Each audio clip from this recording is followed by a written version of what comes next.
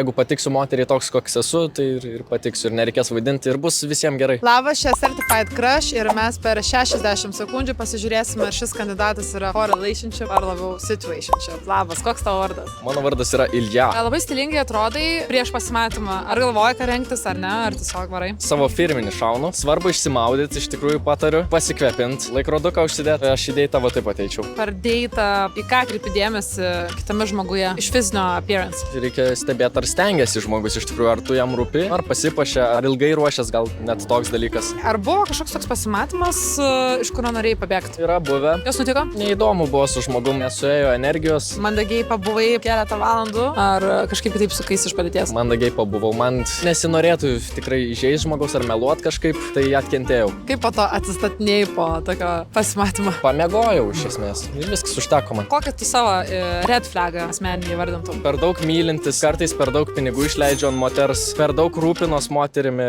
Red flagų reikia, ne green flagų. Čia kaip kam. Ar esi kada nors buvęs situationship? Galimai dabar esu. Gal pamatys šitą video, paaiškins man, kas ten vyksta. Čia aš nežinau, ką iš tikrųjų reiškia šitas žodis. Arba vyksta relationshipas, arba ne. Man kitaip, man reikia konkrečiai, aiškiai.